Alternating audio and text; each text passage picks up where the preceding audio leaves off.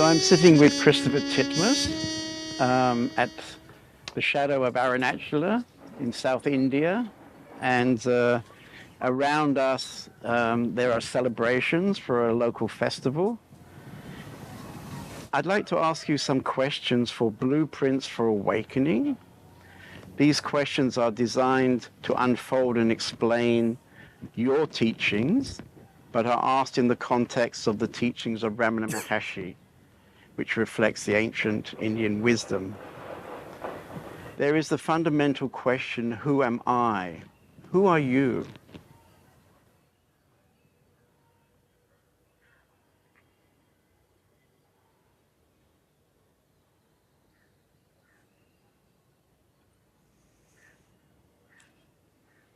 A small extra in the scheme of things. Would you like to unfold that a bit?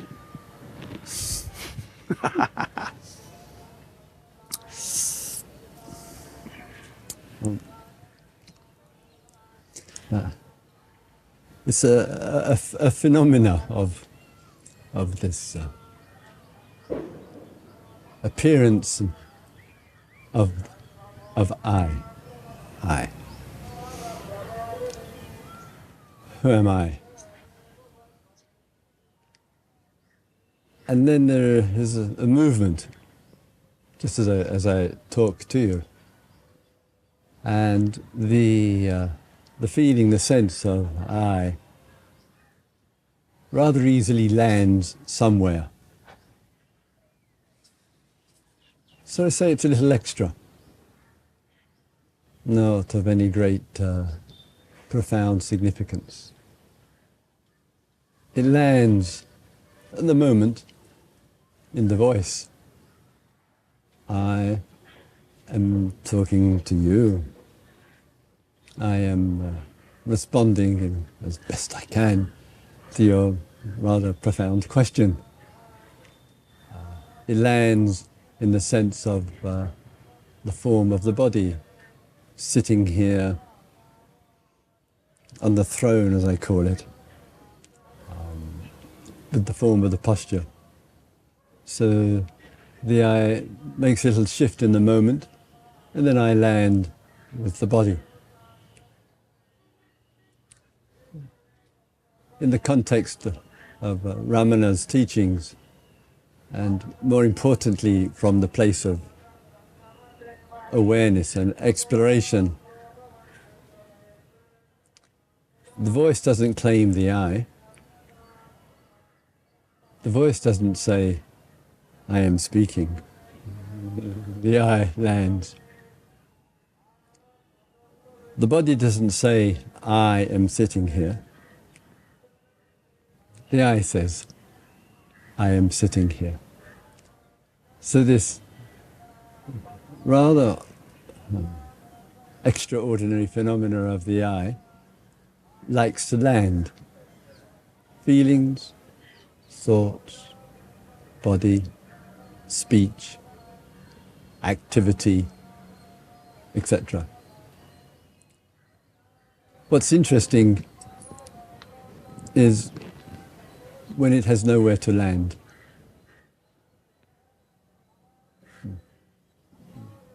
This gives the whisper of the best. Okay. Okay. Many seekers are looking for enlightenment, as if it is an experience. What is enlightenment?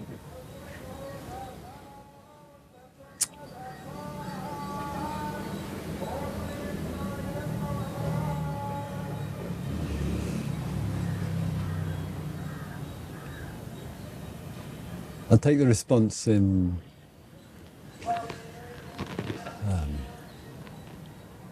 three parts.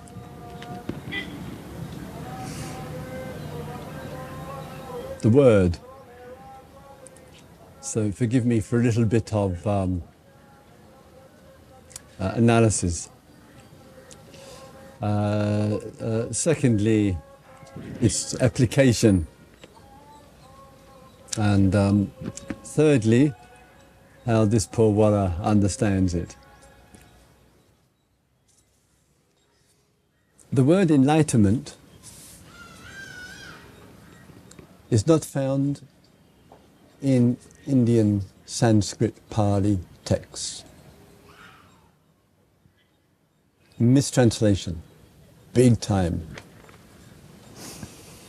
The word enlightenment is a Western concept. This is the analysis here.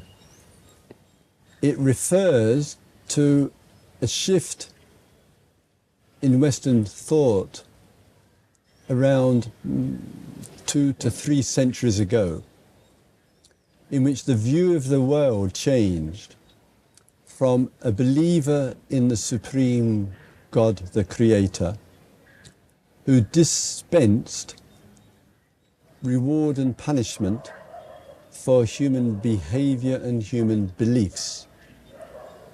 And gradually, through the development of science, the insights of scientists, the questioning of belief, a shift began to take place. And that shift was to the use and application of thought, of reason, as being the vehicle to know reality.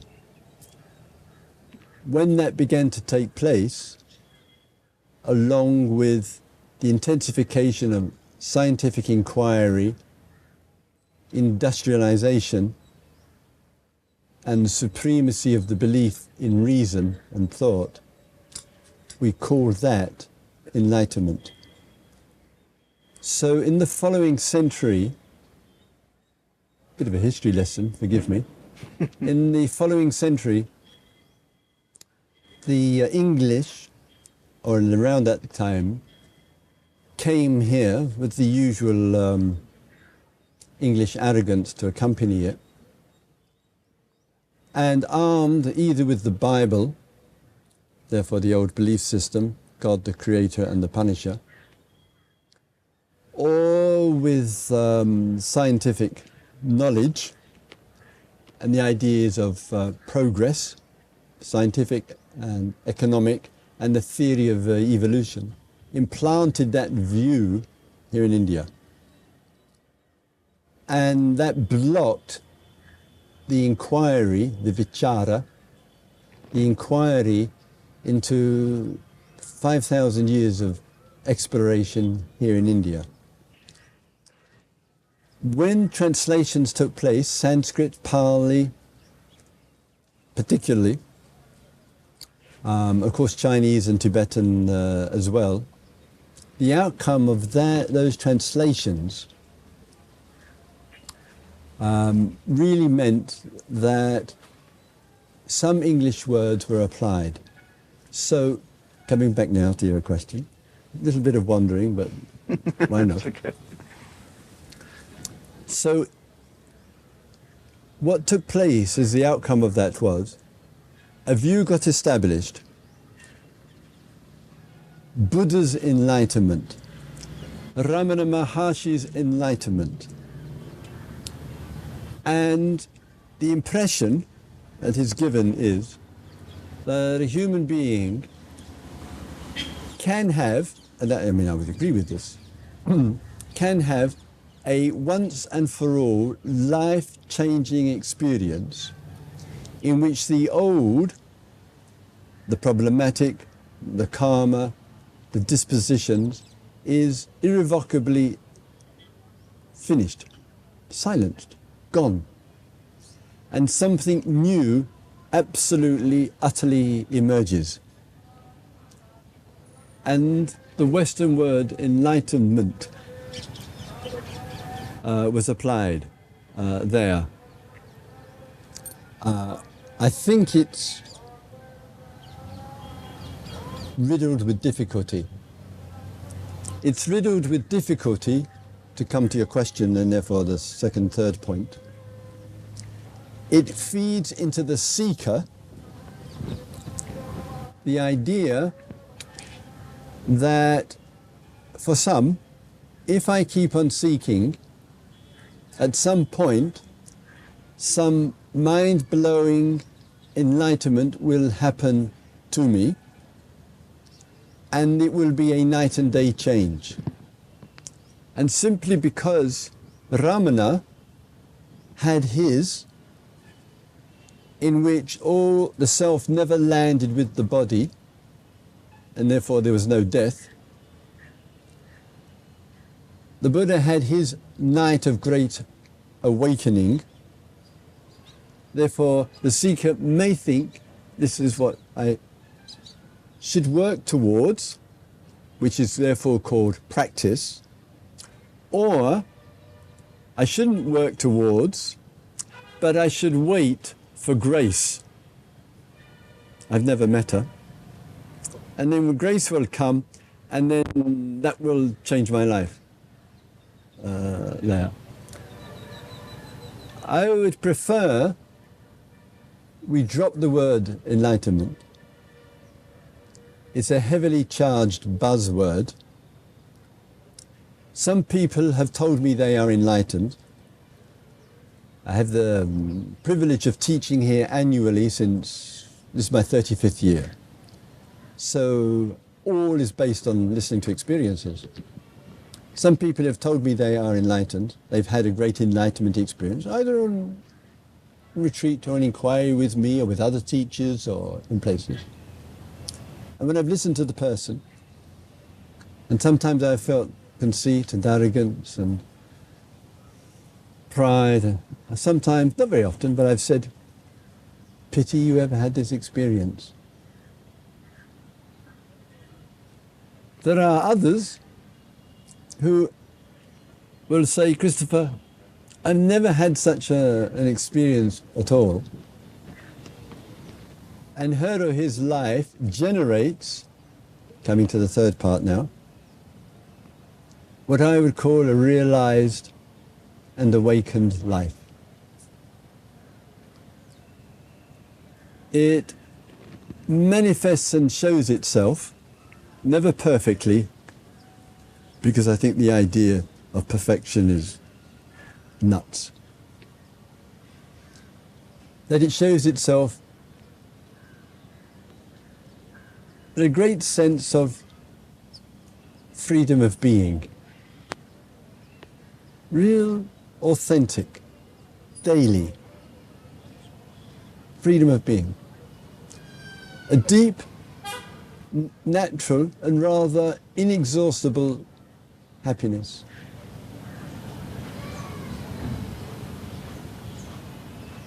Bucket loads of love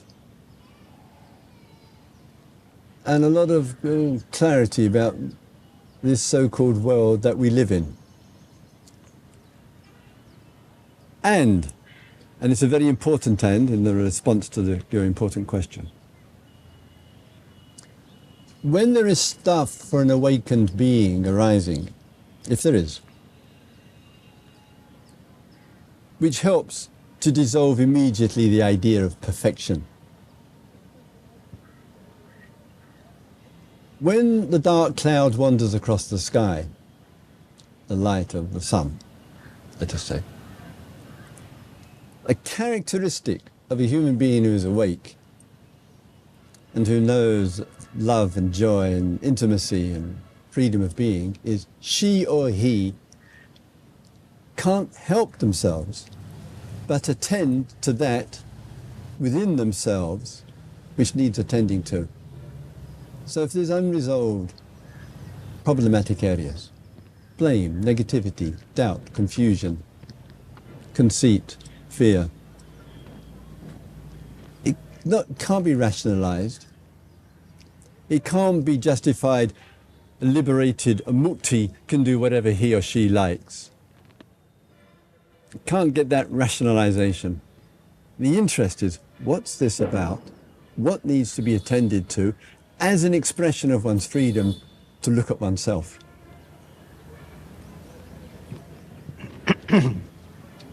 You made the expression freedom of being. Yeah. I liked it very much. Could you say something more about freedom of being? Yes, sure.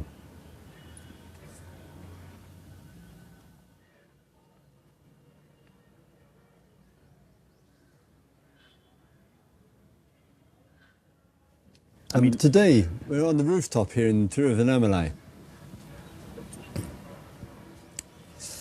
And in part of the rhythm of the day, we have some Dharma inquiry, Dharma Vichara. So we offer a number of groups. So the exploration of my group today with myself was on the theme of how real is the world, or is the world real? And it's vitally important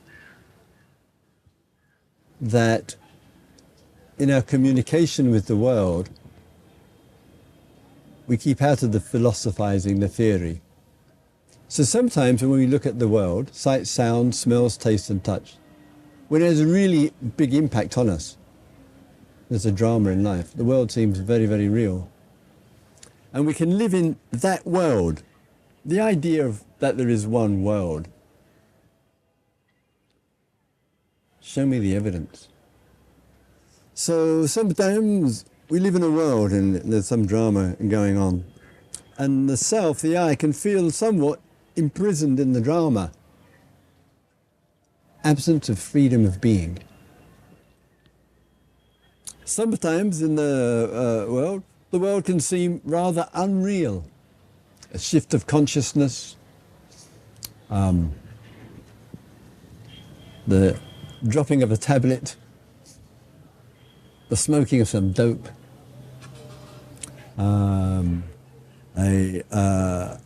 an uncertainty, what's my projection, what's out there. So the idea of the world, real and unreal and somewhere in between, goes on for all of us. In reference to freedom of being, there is a sense,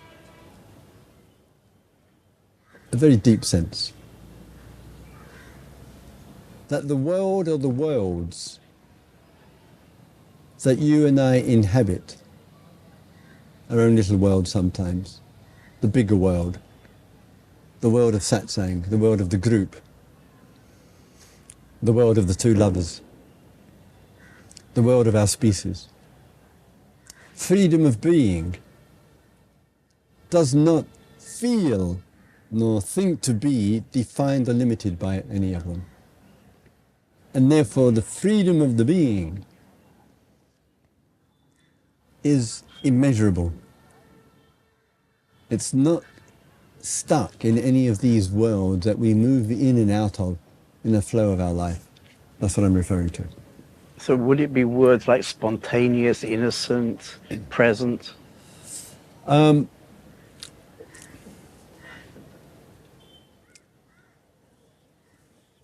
a bit kiddish. About what? A bit kiddish, a bit element of a little child. It would feel rather restrictive. Those words. Mm. Yeah. In a way. Okay. I have a sense and appreciation, but it feels rather restrictive. If I make freedom of being, let's just say, in the spontaneous there, which certainly the sense of that can happen, but sometimes, as a human being, I'm not spontaneous. Sometimes I find it necessary in myself to give application of thought to an activity, to put it together, to make it happen, with the cooperation of others. Nothing spontaneous about it. I mean, this roof didn't arise spontaneously, and these mats, and the generosity of people there. With presence, which has become a buzzword in these circles, and the language of there is only the now, or a bit more inflation, the eternal now. or this is it. And the past is, what's the past? Unreal. And the future is unreal. And this is it. When I hear this voice, to me it sounds like complete imprisonment. It's a contemporary New Age ideology to me.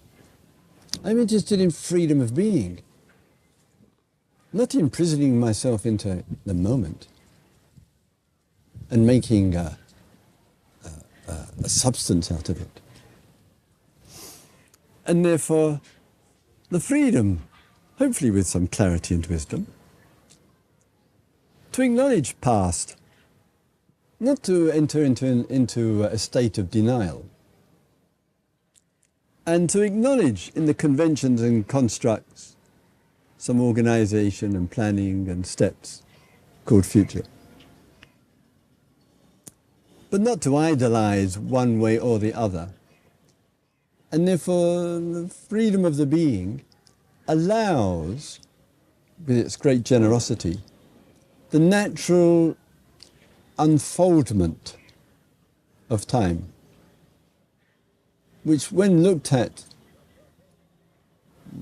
deeply, shall we call it, clearly, it's timeless. So anything which has the slight stink or sweet perfume of spontaneous being presence, innocence,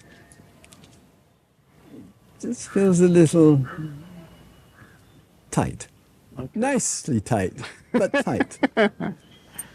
Okay, very beautiful. Thank you. Are there any qualifications for enlightenment? Is practice necessary? And if yes, what form do you advise? Are there any qualifications for enlightenment? What was the next? Is practice necessary? Is practice necessary?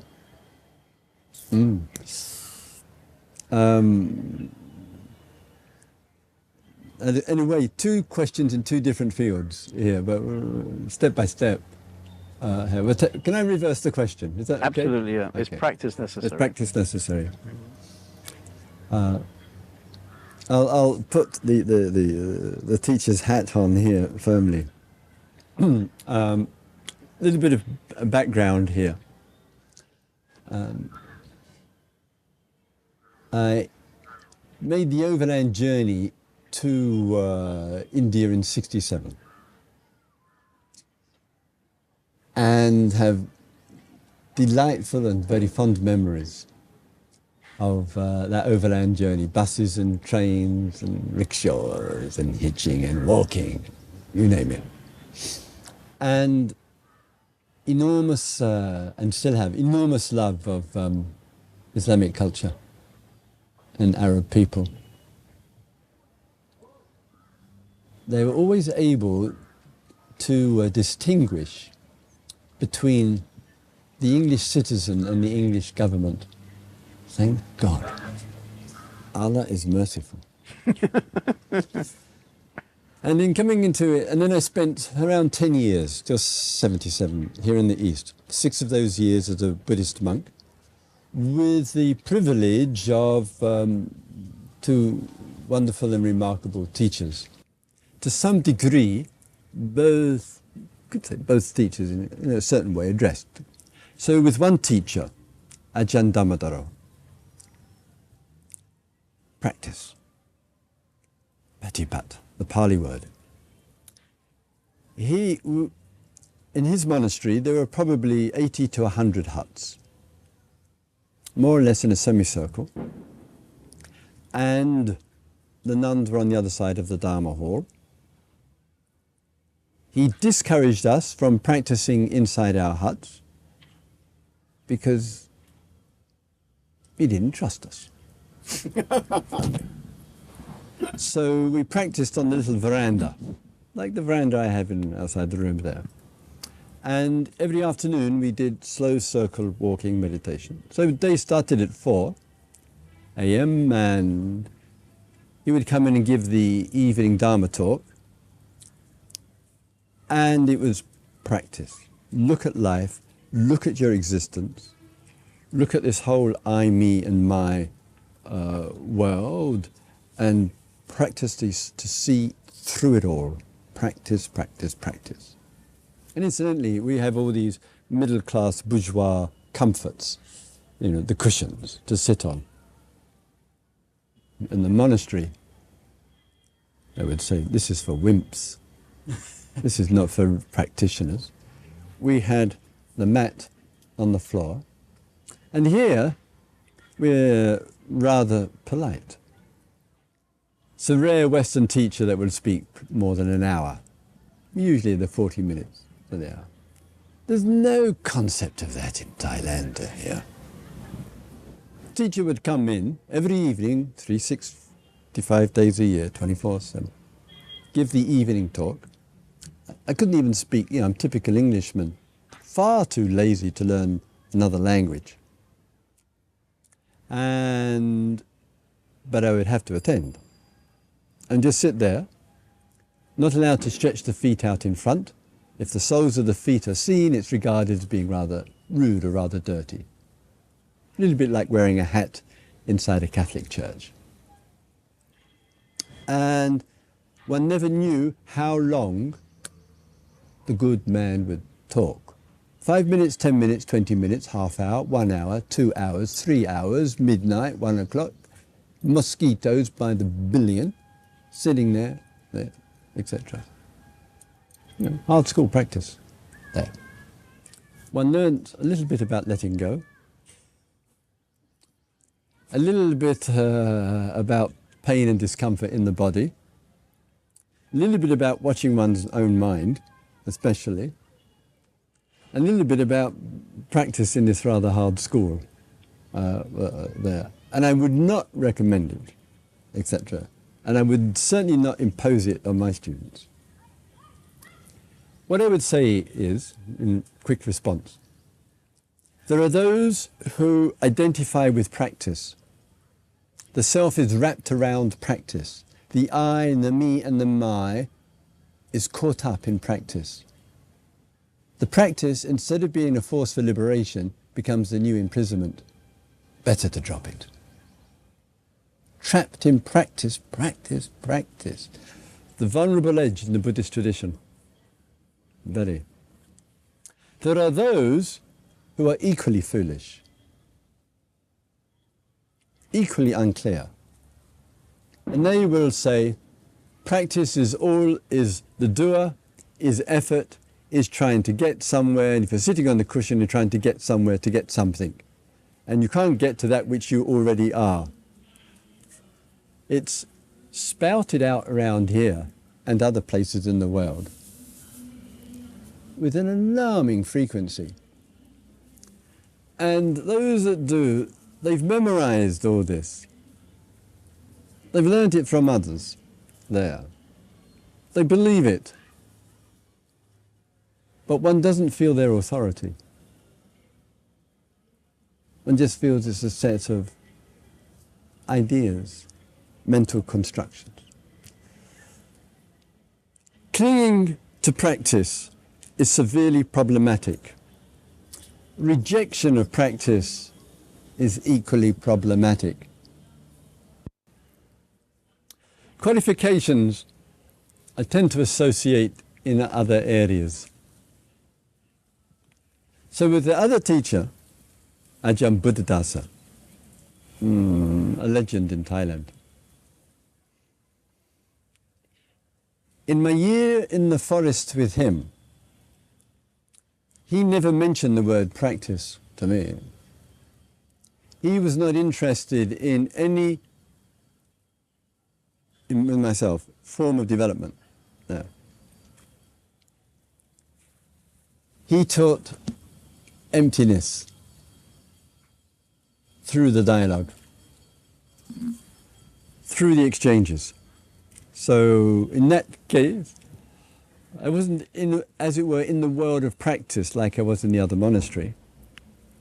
It was in the meeting and in the encounter. And therefore, the metaphor of the path of progress, of development from here to there, was kind of cast aside. We have to be true to our experience.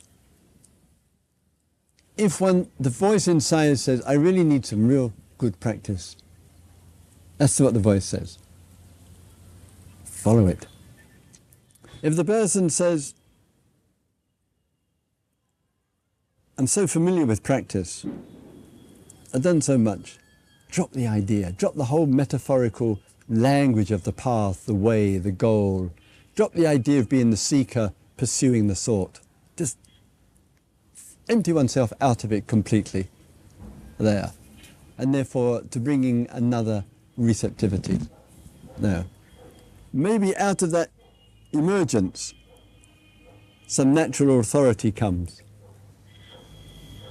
To be clear, the freedom of being, to let love manifest it, manifest itself. Let others decide if there is authority. Let others decide if one is qualified to speak from one's experience. Others will sense. We don't have to decide ourselves.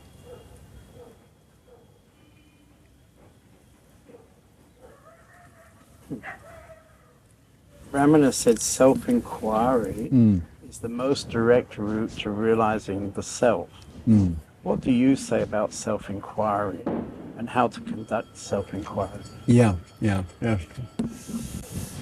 It's one of the great aspects of Ramana's teachings, and to his everlasting credit, he is a master of self-inquiry. The word self, language, experience. Word self in the Sanskrit has two meanings. One is ahamkara, and dharma vichara, atma vichara, is the inquiry into ahamkara, which means essentially the I-making activity. So when you or I am really thinking about this. I am wondering who I am. I am wondering what's this bundle of aggregates is all about. When I start questioning all of that, which may for some include the emotional psychological processes, one's personal history, the therapeutic approach, it's atma vichara, it's self-inquiry, no question of that. But there's a self-inquiry with a lot of personal story, me and my relationship to myself or to my mother and father or brothers and sisters, the dynamics. Then there's a self-inquiry which has no personal story to it, like I described. That self-inquiry is, of course, the one that Ramana emphasizes, rightly so. And in that, it's the looking at the I-making activity. What do I get involved in? What do I get caught up in? What do I land on? Like I said earlier, body, feelings, perceptions, thoughts, ideas, states of mind, seeking, whatever. Where do I go? And to see that wherever the I lands, this is the inquiry and the path of the inquiry, that which it lands upon, and this is the key, is not me, not myself, not who I am. So the ignorance, the ajnani, the one who is in ignorance, the one who is not realizing, not knowing,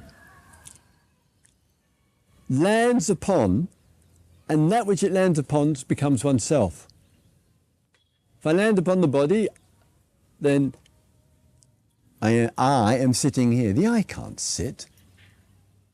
But it identifies with this here, and it says, I am sitting here. I am growing old.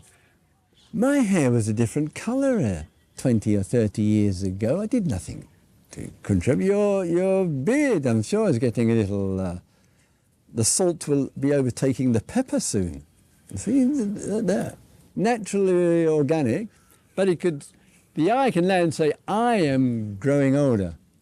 Dharma inquiry to see that which it lands on, the self lands on, is not I. That beard on you is not you, this white hair is not me, this form is not me. That which, so the feelings and the emotions and the thoughts, I can look at it. I'm talking to you about my experiences. I'm talking to you about how I feel, or my perceptions of things, or the memory. So that which the I lands on is not I. When it's not landing in a grasping way, there, liberation starts to open up. So Ramana points out, it's not necessary for inquiry into the Atman. Not necessary. It takes care of itself. When I know that which I am not, immediately I know who I am. And for that, a different word is used. He used the word Atman. And when I don't know, then I'll be caught up in imagining and believing that who I am is this body, are these feelings, are these thoughts, is this consciousness, this idea, these views, this is who I am. When I know what I am not, then in the same moment I know who I am. This is Dhamma Vichara. So are you suggesting That it's to inquire who you're not, which reveals who you really are. Yes. Yes, to take a real interest. The delicacy, this is where meditations and reflections and exchange comes in. If the sensitivity and the quiet interest is there, it gets clearer.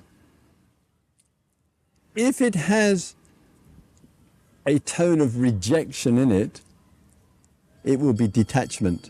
I am not the body, I am not the mind, I am not my thoughts. There will be an aggression.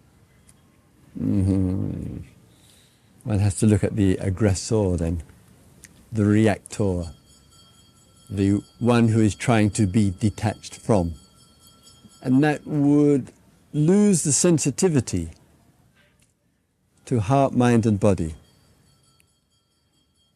We're close to it, unbelievably.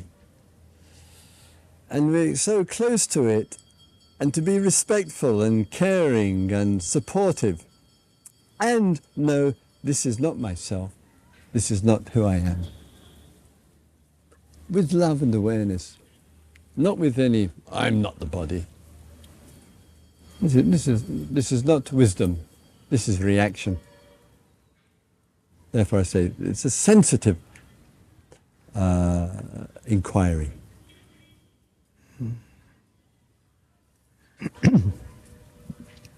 When Ramana was asked, when will the realization of the self be gained?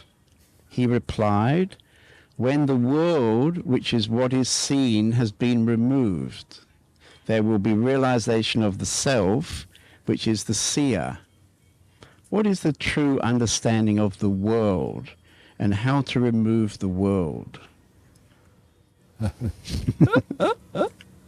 Oh, Ramana, you do come out with some one-liners. To make it extremely as clear as I can. Ramana died in 1950.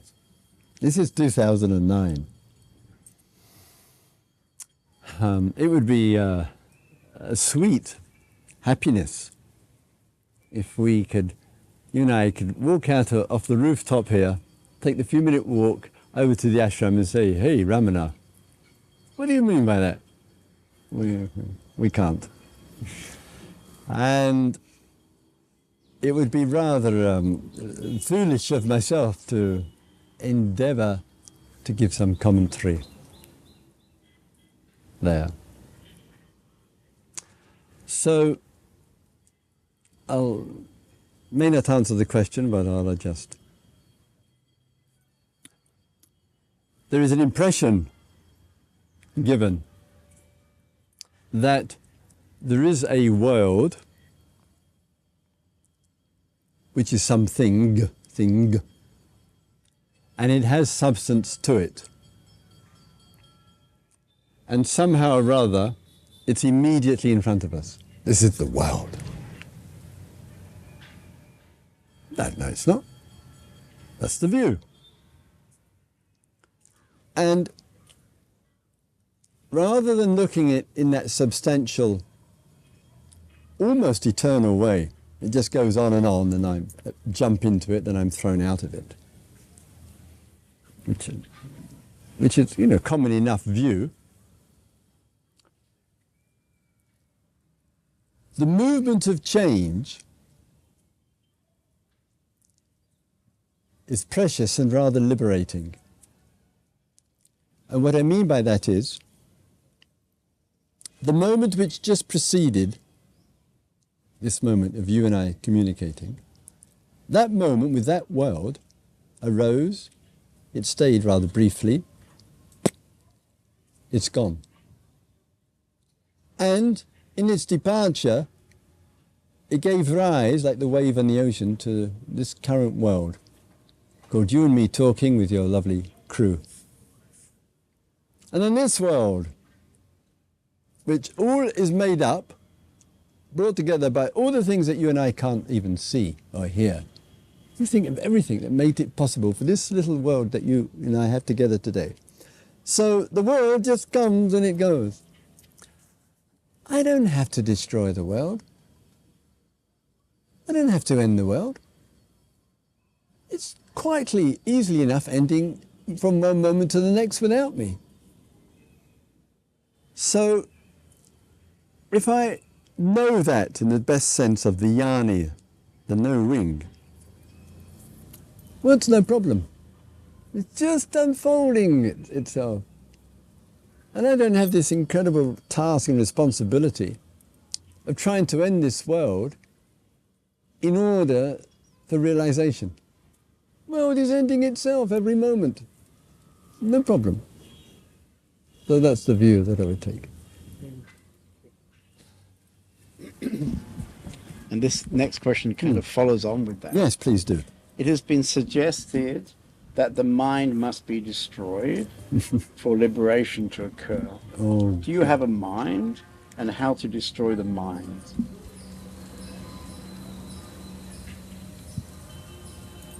my immediate response. It's true, it has been suggested. It's been suggested frequently. And the only place that that suggestion could come from is the mind. It doesn't come from a tree, it doesn't come from this leg. It comes from a mind. It may have been spoken, or it may have been written. So the mind is saying, well, human beings are marvelous at the most eccentric form of thinking. We're really strange creatures. What has happened in the East, and forgive the generalizations because there are numerous to deny the rule, is the mind and the specifics of it, often called thought, has been the dumping ground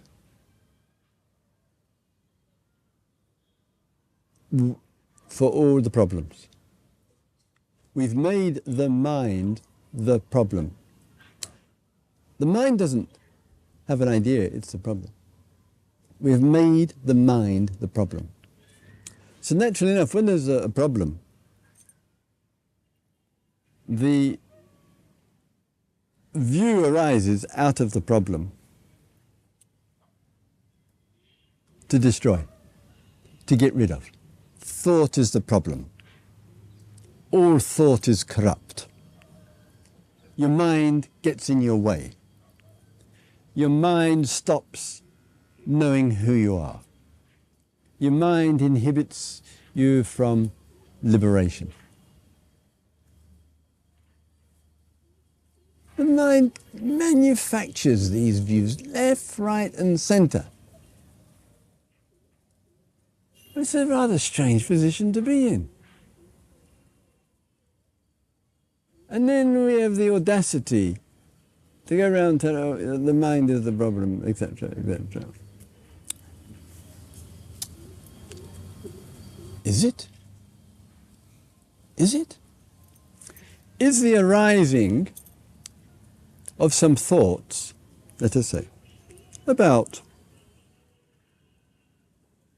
we have an hour or so together, about, might need some lunch later on, about yesterday, is the arising of a thought such a problem?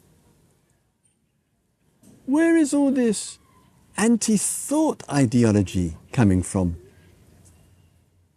Other than a mind talking about the mind. Well, if I am not going to give the mind authority, if I'm not going to give the mind that kind of authority, I'm hardly going to say, destroy your mind, get rid of your mind. I'm not giving the mind authority. So I'm not giving that authority either. So I would say the mind is no problem. Thought is not a problem. Freedom of being allows the arising of thought as part of freedom of being. It allows for the arising of ideas and feelings and change. One is a free human being, not a free human being and destroy the mind. Some people who say that, perhaps their mind is a problem. To look at it. But others of us have a very easy, relaxed, comfortable relationship with the mind. Do not see it as a division against or stopping anything. It reflects it. It confirms something extraordinary. It's no problem. So just now you were talking about your early years in the East. Yeah. And you were telling us that you spent quite a few years in substantial practice, Yeah. which was perhaps with the intention to do something with your mind, to reduce the activity of your mind, to come to no mind. A little bit of background. Before ordination, I'd been on the road for 3 years. And prior to that, I travelled around Europe. So I'd probably hitched around 30 countries. As far as I can recall, because sometimes one likes to rewrite history, especially one's own. But as far as I can recall, the sense and the feeling at the time was, I've had the delight and the challenge of travelling around parts of the world, Europe, Asia. And now I want to travel around the inner world. What's the inner world? Is it as big a universe, as big a world as the outer one? What's going to help facilitate that, make that happen? And of course, by then I was already read a lot of some Buddhist books, of course, and love the teachings that were in the tradition there. I love the Buddha's teachings on change, on liberation, on letting go, and working with the inner life. So I can't recall any deliberate intentionality. I didn't ordain because I was confused. I didn't ordain because I was unhappy. I didn't ordain because I felt I had problems to work out, or I was a guy in my mid-20s, pretty free and easy, and loved life. Didn't have any complaints about myself or others, but just knew there was a lot more to exploration of life than getting out of the narrowly defined English culture and opening up my kind of cultural horizons like we are doing right now there, to opening them up further. And I suppose if there was any intentionality, it was looking into the whole inner field of experience and exploring that in a way as a kind of statement of freedom, in a way. Free to explore what this is. And that was certainly an influential factor over the years. And it still goes on. Suddenly stopped and set a limit to the exploration. I mean, that's very easy to understand, of course, what you're saying. I mean, but is it not true that a lot of Buddhists who perhaps don't understand as widely as you understand are looking for achieving no mind, whatever that means? The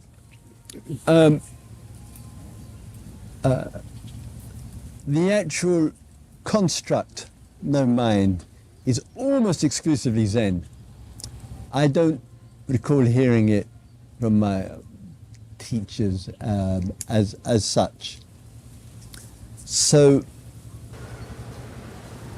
the Zen tradition has this lovely cutting edge there. So the no mind statement, it's such an insult to the carefully educated, cultivated Western mind.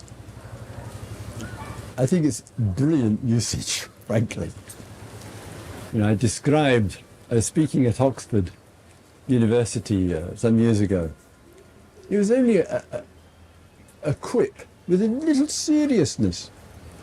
And I said something like, the university is essentially an ego-making factory. And I got a letter, a very irate letter from a professor at Oxford. He said, "Who the hell do you think you are? I came to listen to a public talk on Buddhism. I didn't come here to be told I was in an ego-making factory." And etc. And like any other world, the world of the Buddhists, and I don't call myself a Buddhist, I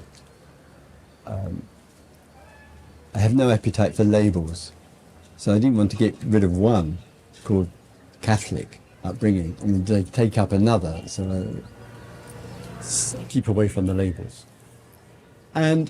But for some, having known plenty of Buddhists, known plenty of Buddhist monks and nuns, small voice in the Buddhist tradition, etc., an intimacy of connection with the tradition. That for some, the path and the goal and the language of the goal does vary quite a lot. For some, it might be the endeavour to realize no mind. The koan is an attempt to blow the mind away. Just can't answer the limitation of the mind. It just is useless there. And sometimes a little bit of humour. The very famous koan of what is the sound of one hand clapping. And one friend emailed the answer, very quiet. Something really little humour in these things. So sometimes the koan is used to realize no mind. The mind just can't answer things. You know, it breaks out. And it's a very powerful and precious resource. Other Buddhists might be wanting to realize the unconditioned, to realize nirvana, to discover the ultimate truth, to realize one's Buddha nature. And the concept as the end, for some, is valuable because it gives a little sense of direction. Even the finger pointing to moon is the common one. Ah, there is a moon, and the finger points too. But not all will use a large concept at the end for their practice.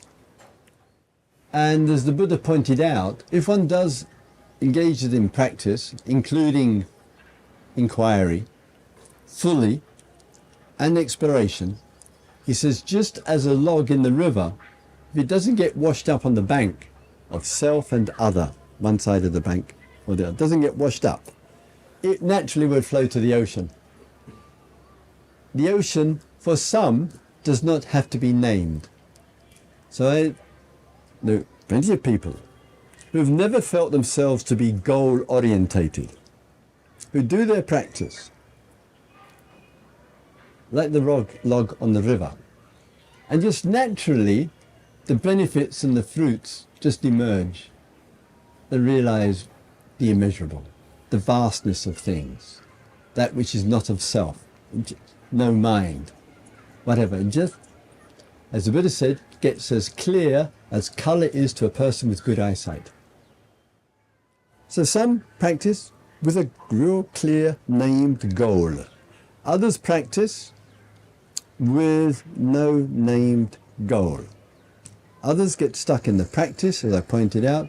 Others, the practice liberates them.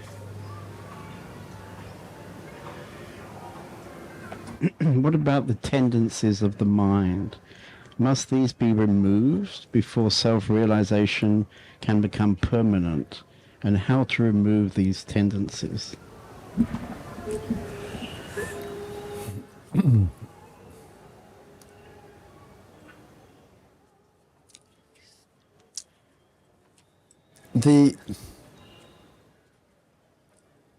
It's at this point where the teachings of the Buddha I'm a bhakti, devotion for.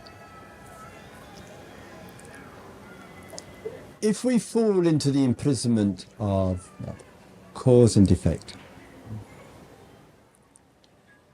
watch out. One could say, the cause which stops me from realization are the tendencies. If I remove the tendencies, the liberation will come. So the cause is the tendencies, get rid of the tendencies, and the liberation will come. Oh my God. It could take one hell of a long time. And supposing one even says, wow, look at what the tendencies I've exhibited in this very lifetime. And one says, and maybe, there could possibly be past lives. Oh my God. Have I got to work that bloody lot out before realization?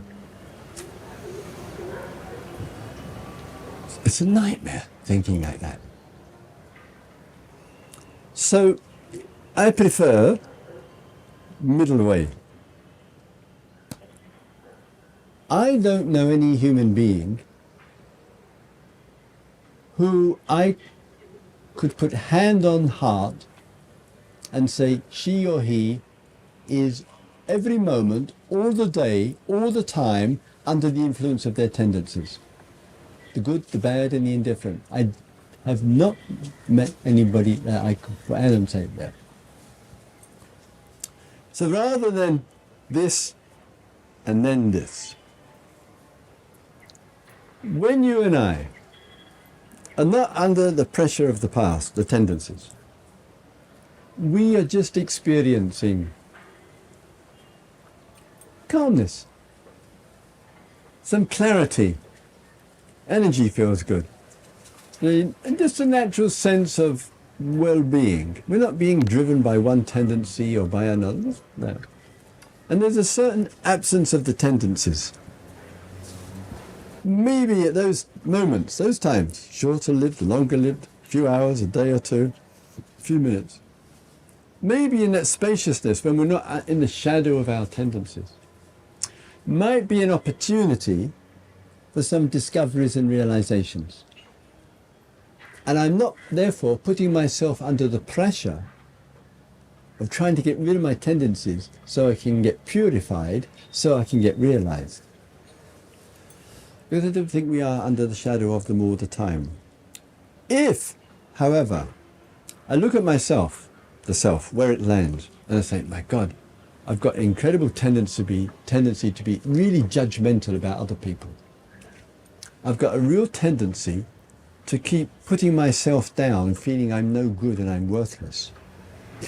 And I notice this coming up daily. I don't seem to get a lot of space around it, or all the other tendencies.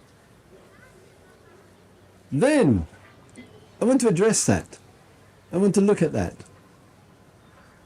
And hopefully come to a bit more clarity and understanding, so that there's a little bit more space in my heart, in my consciousness, so that then I can look.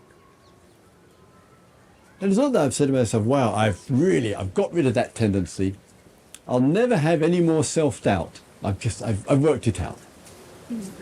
Come on. So, not trying to make ourselves perfect. Just enough for a little space. Just enough for a little clarity. And maybe out of the space and clarity it comes, a lot of that tendency just seems like a daydream. And one wonders, well, God, I had that tendency. Now I have some realization. What happened to that tendency? The things that used to make me mad, or give me sleepless nights, or just seem to have gone. And sometimes people will say, I had the tendency, can't find it. Nice. Precious. What about destiny? Do you expect things to simply happen, or are you expressing your free will and choosing? Neither. Unmistakably neither.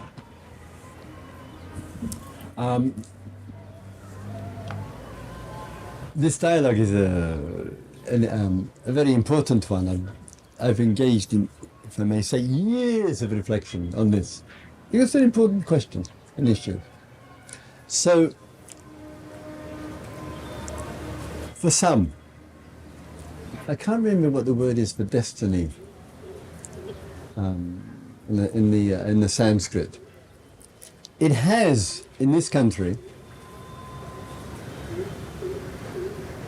too often a certain fatalism. Oh, it's your destiny. And it's the given. It has the whiff of imprisonment. It doesn't, for me personally, speak of the indefinable. It doesn't speak to me of the uncertainty or of change. It gives me the sense and feeling of something fixed in time, some absolute fixed in time. I don't see any evidence. I think events can happen, and even you and I, we could be going on, we think, this is my destiny in life. Boom, boom, whoa, what happened to this idea of destiny? Suddenly get blown away in something else. So, a little uneasy. The other much beloved reaction is free will. Choice, so beloved in the West. Choice. And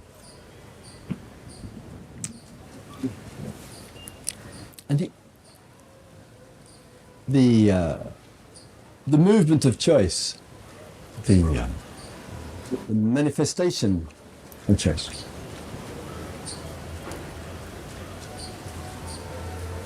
Even in the most generous moments,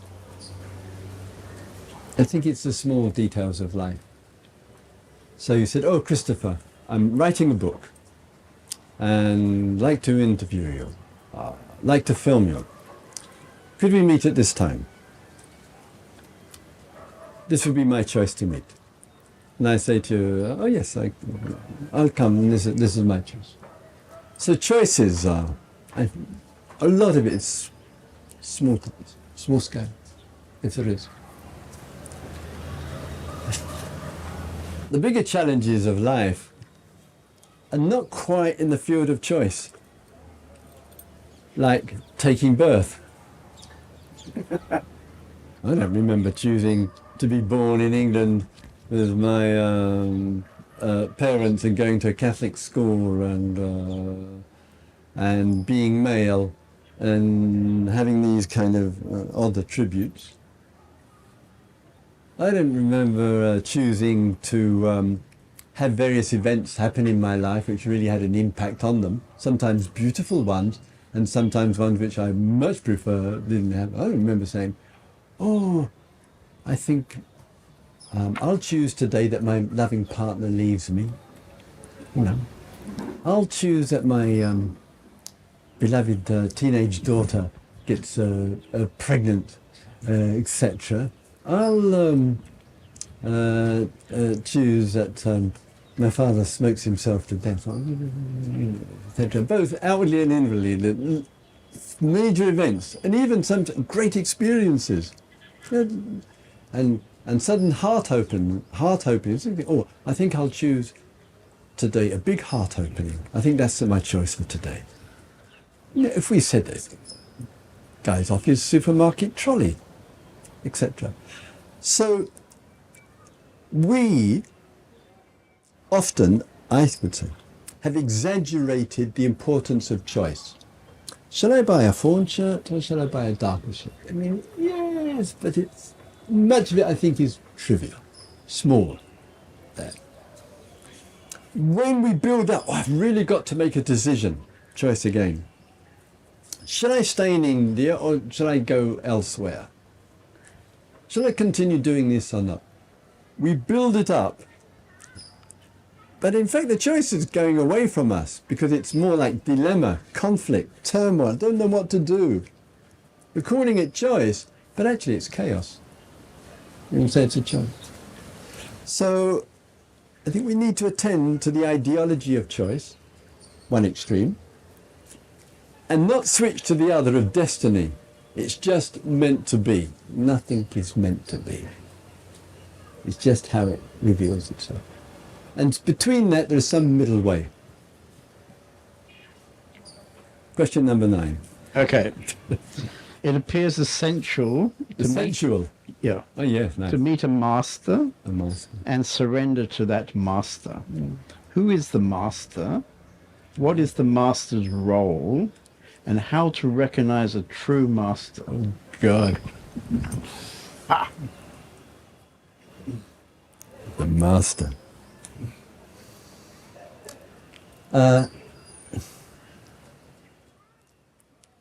I've written quite a lot about this question.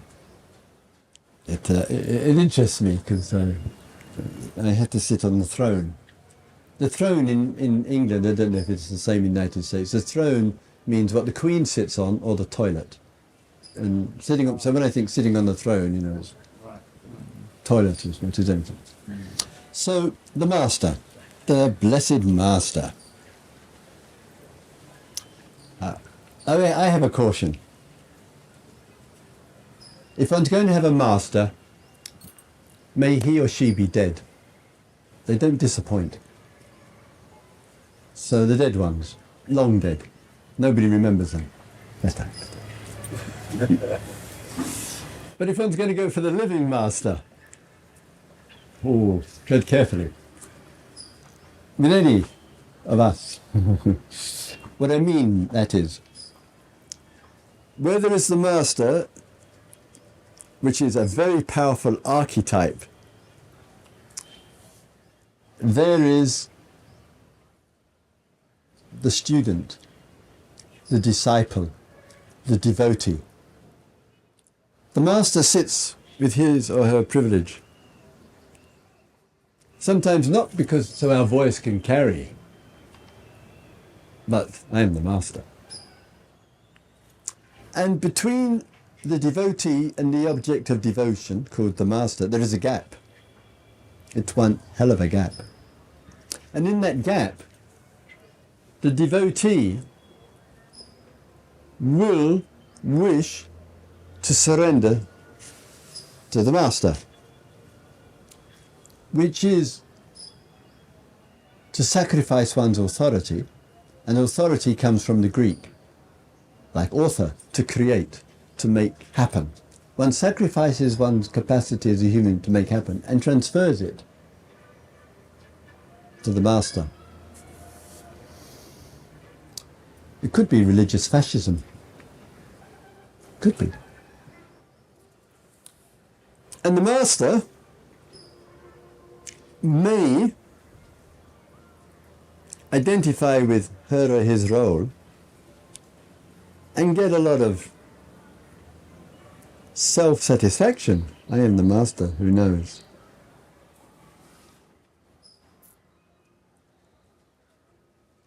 It doesn't have to be that way, clearly. It really is a question in the dynamic of the relationship. What the wisdom is of the master, what the love is. Is the intention ego feeding? Is the intention power and control? Is the intention the using of charisma in order to gain attention? Or is it really setting as many human beings totally free from the duality of the master and the disciple, and that the person emerges out of those two primary constructions which have no truth in reality? It can be a powerful, wonderful, liberating, awakening resource, or the surrender could be the new imprisonment. That's the question. It's an open question. And who is the master? Who is the master? It's certainly not the I.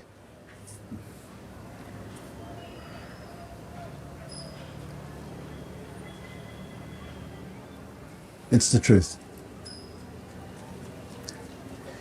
It's the truth. The truth is the master. And truth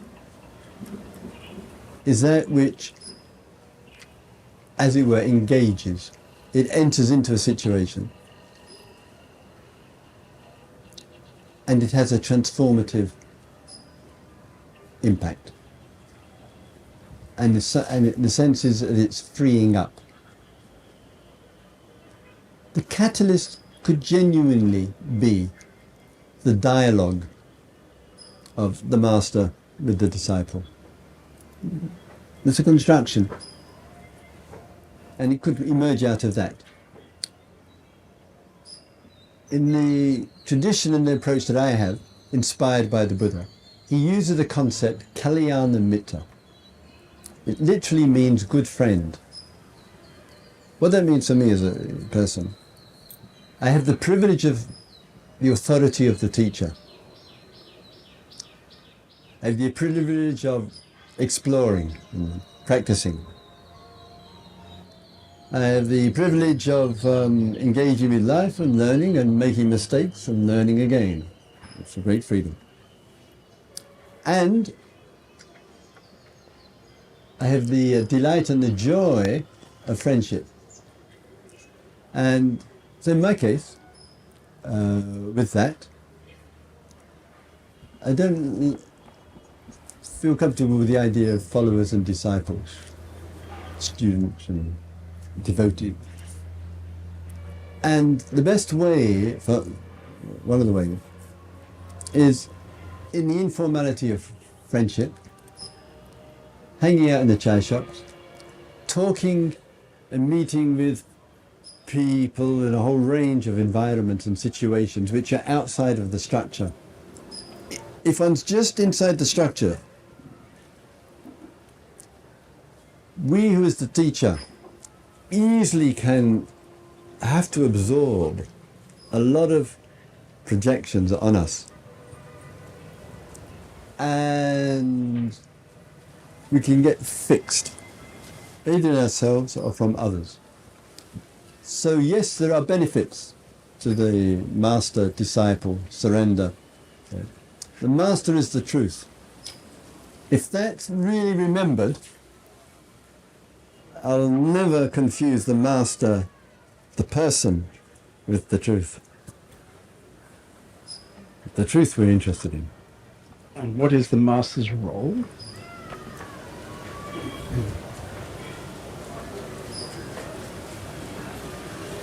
Get out of the way. Really. Meaning, sometimes some will say, I am the truth. Wait a minute.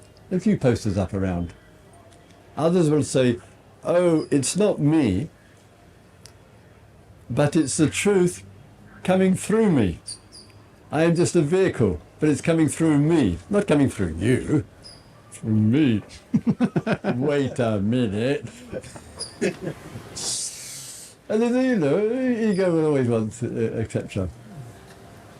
In a way, the climate and the culture of the conventional agreement called master. Where does this Christopher saying a few words, is that the master? Is it sitting up here, that the master? Other people come and sit up here with me as well. Is that the master? So it's a convention. It's a construct. Truth doesn't travel through the master. Truth is not the master. And the master does not have truth. These are just conventions. And we're interested in the unconventional. That's all. Number 10. Well, just one last. How to recognize a true master? You said at one point the master is truth. How to recognize that? Yeah, the master is truth, but not the person who is the master. The master, truth master's life. Because, there are many people, for example, in this town, here now, and there are many masters available. 2 criteria. Right. Very simple. 2 criteria. One is, one has to spend a long time directly with that person. A long time directly with that person. 2, how does that person, actually 3, how does that person handle a very difficult situation?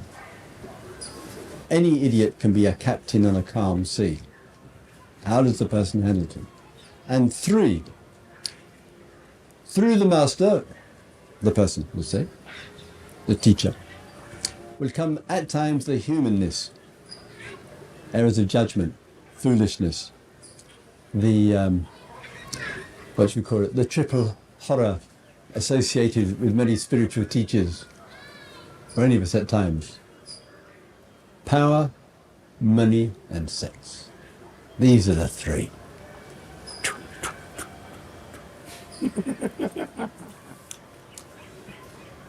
Does the teacher, the master, when foolishness arises,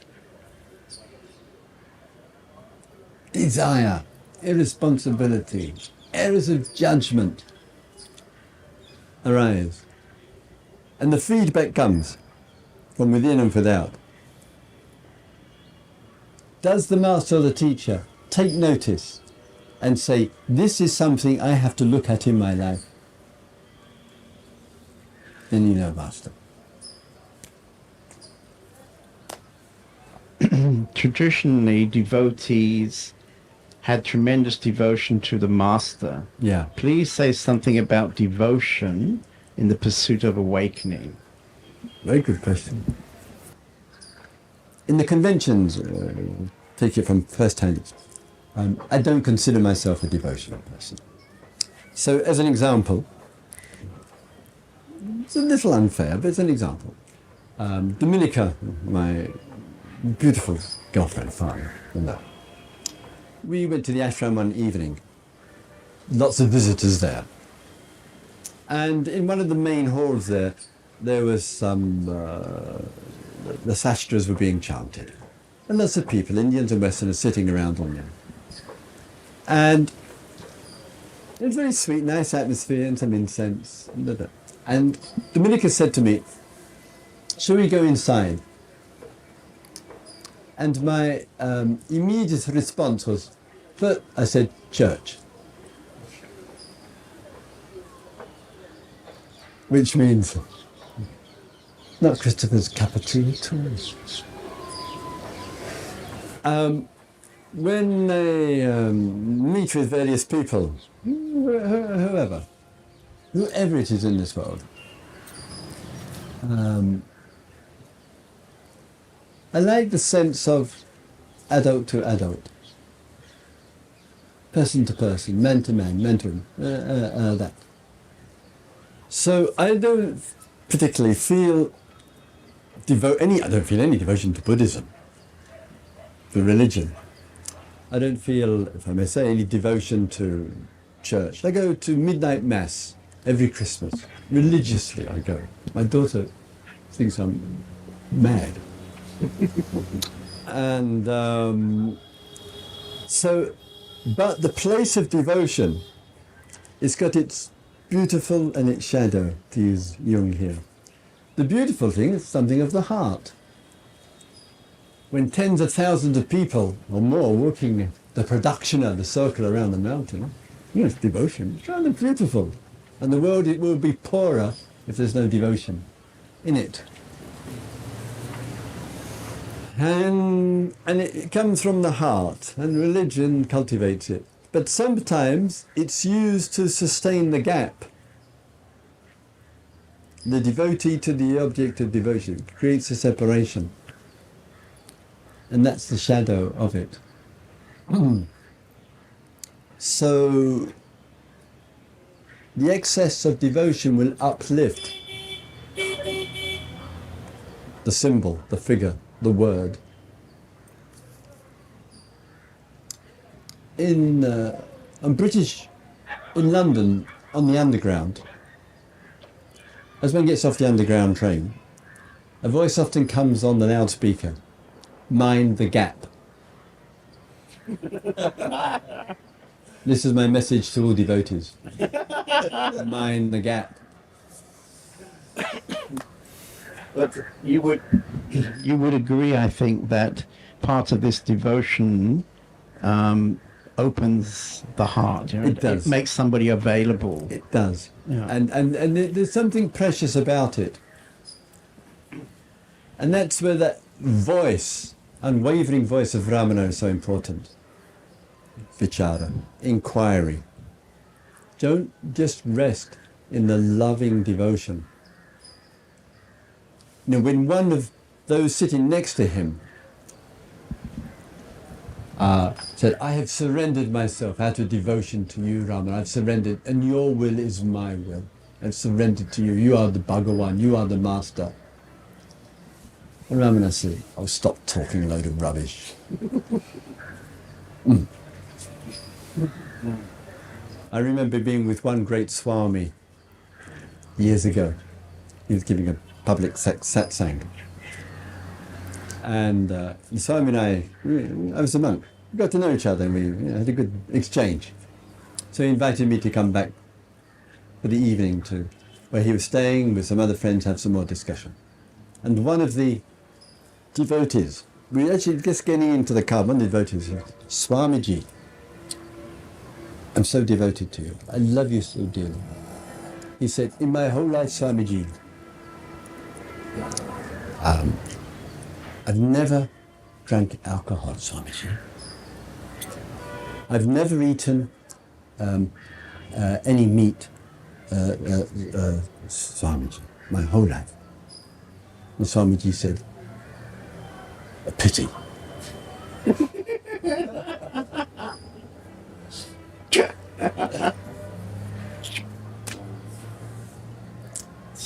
Seekers often have curious ideas about the enlightened state. Please describe your typical day and how you perceive the world.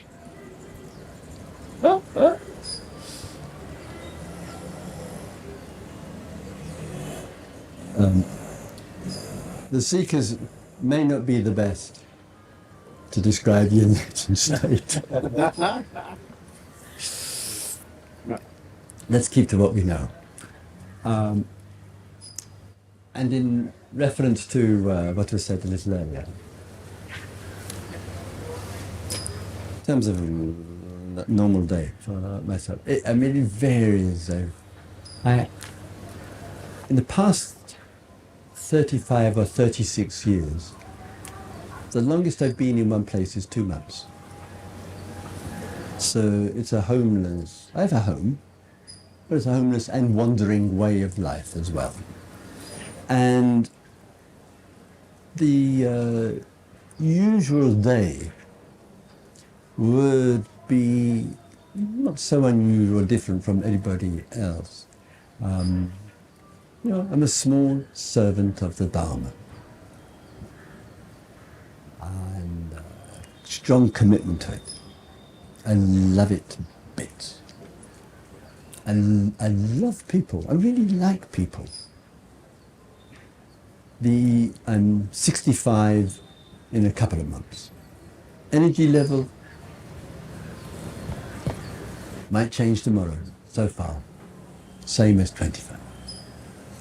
And with the unfoldment of each day, it's time for some silence, some solitude, quiet, renewal, and small acts of service to others, all in the spirit of freedom of being,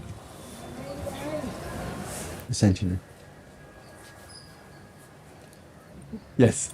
You've given us a profound discourse on awakening. When you would meet someone with a passion for awakening, what would your short advice be?